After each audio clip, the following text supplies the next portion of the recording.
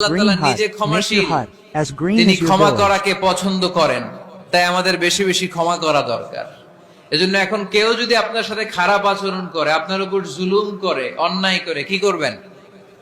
মাফ করে দিবেন। মাফ করতে রাজি আছেন তো? আচ্ছা, সবাই বুঝে শুনে উত্তর দেন।